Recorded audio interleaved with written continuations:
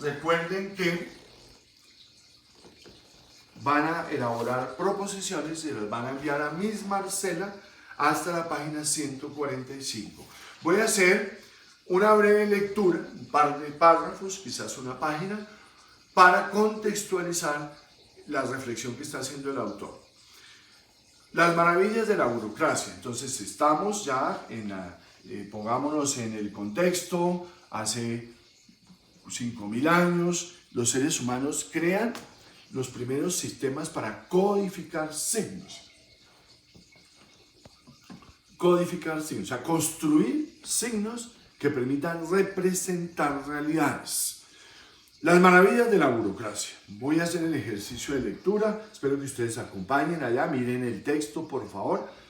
No es igual escuchar que seguir la lectura con la vista. Página 146. Con el tiempo, los mesopotamios empezaron a querer escribir otras cosas que no fueran los monótonos datos matemáticos. Cuando está hablando de los mesopotamios, está hablando de los mismos sumerios. Recuerden que Mesopotamia es un territorio que en una línea de tiempo, en una secuencia de siglos, fue ocupada y dominada por diferentes pueblos. Los sumerios, los acadios, los caldeos, los babilonios. Entonces, cuando habló de los sumerios que crearon esos primeros signos para representar números, estaba hablando de Mesopotamia. Con el tiempo los mesopotamios empezaron a querer escribir otras cosas que no fueran los monótonos datos matemáticos, que fuera la limitación de la primera escritura. Entre 3000 y 2500 a.C., o sea, hace unos 4500 años o 5000 años atrás, se añadieron cada vez más signos al sistema sumerio, que lo transformaron gradualmente en una escritura completa que hoy en día llamamos cuneiforme. En las páginas anteriores a ustedes les habrá quedado muy claro la diferencia entre escritura parcial y escritura completa. Entonces la escritura da ese paso a escritura completa con los signos de la escritura cuneiforme. Cune quiere decir cuñas, en forma de cuñas, de palitos. Hacia 2500 a.C., los reyes empleaban la escritura cuneiforme para emitir decretos. Los sacerdotes los usaban para registrar oráculos, o sea, los designios de los dioses. Y los ciudadanos menos eminentes los utilizaban para escribir cartas personales. Aproximadamente en la misma época, los egipcios desarrollaron otra escritura completa, la jeroglífica. Otras escrituras completas se desarrollaron en China hacia 1200 a.C. y en América Central alrededor de 1000 a 500 a.C. O sea, no hubo una sola invención de la escritura. Diferentes pueblos lograron hacer notaciones numéricas y grafemas para representar ideas.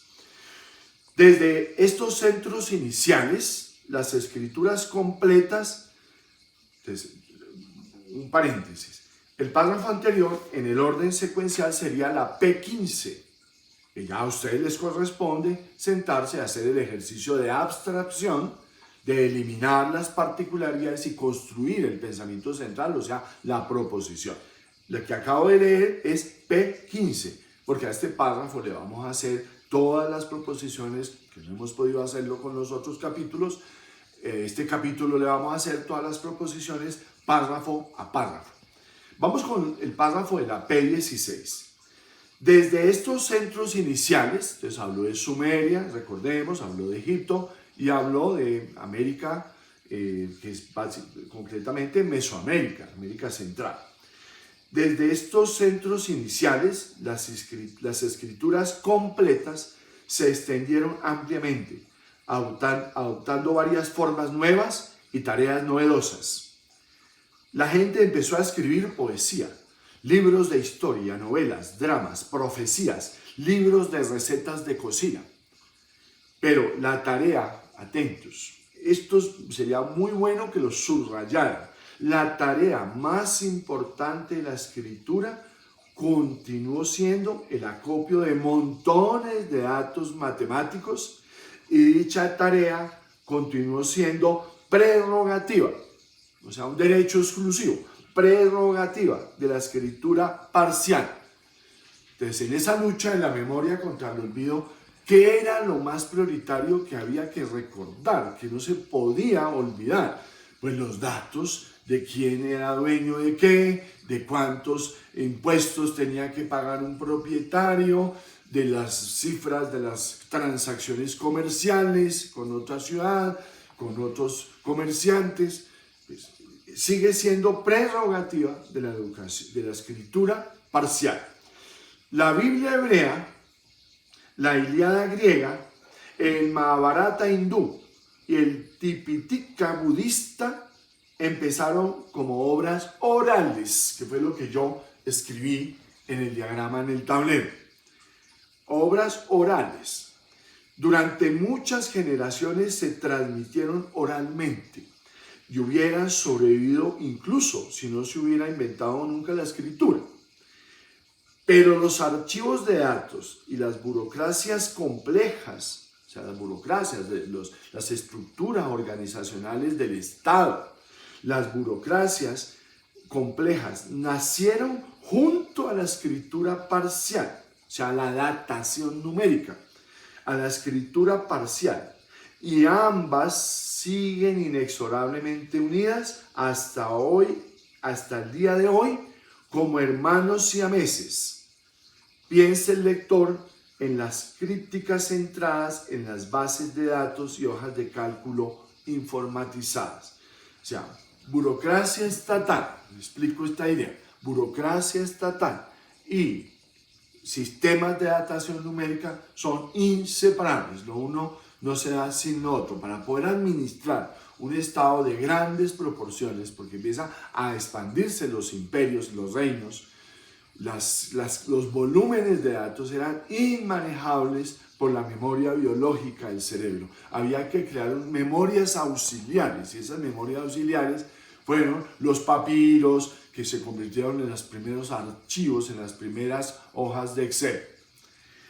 A medida que vamos para la proposición, ustedes elaboran la proposición, es ya su tarea, vamos para la 17. Es la última que vamos a leer en este encuentro de hoy. A medida que se escribían cada vez más cosas, y en particular, a medida que los archivos administrativos crecían hasta alcanzar proporciones enormes, aparecieron nuevos problemas. La información almacenada en el cerebro de una persona es fácil de recuperar. Mi cerebro almacena millones de bits de datos, pero puedo recordar de manera rápida, casi instantánea, el nombre de la capital de Italia e inmediatamente después recordar lo que estaba haciendo el 11 de septiembre de 2001. Fue el día del ataque a las Torres Gemelas. Todo el mundo que vivió eso, yo lo recuerdo, qué estaba haciendo esa mañana. Y después reconstruir la ruta que lleva de mi casa a la Universidad Hebrea en Jerusalén. Es donde trabaja Harari. Está poniendo un ejemplo personal. La manera exacta en que el cerebro lo hace sigue siendo un misterio. O sea, cómo se produce la sinapsis y cómo el cerebro logra localizar una información específica entre los millones y millones de conexiones neuronales, pues sigue siendo un misterio para la neurociencia. Pero todos sabemos que el sistema de recuperación de recuerdos del cerebro es asombrosamente eficiente, excepto cuando intentamos recordar dónde hemos puesto las llaves del coche. Pues, es un chiste que hace Harari. Pero, ¿cómo lo hacemos para encontrar? Aquí viene el problema que va a inspirar las páginas siguientes. Pero, ¿cómo lo hacemos para encontrar y recuperar la información almacenada en cuerdas de quipus? Eso lo explican páginas anteriores. O en tablillas de arcilla. Si solo tenemos 10 o 100 tablillas, esto no supone un problema. Pero, ¿qué ocurre si hemos acumulado miles de ellas, como hizo uno de los contemporáneos de Hammurabi, el rey Sinri-Lim de Mali? ¿Cómo hacemos cuando son millones de tablillas y millones de datos? Entonces, toda la reflexión que viene en las páginas siguientes Estamos en la página 147. Ustedes deben terminar para la semana entrante, que volvemos a encontrarnos. Ya está terminado ese capítulo. Son 4 páginas muy interesantes sobre la respuesta a esta pregunta. ¿Cómo se las ingenió la humanidad para poder recuperar, almacenar, manipular informaciones de semejante magnitud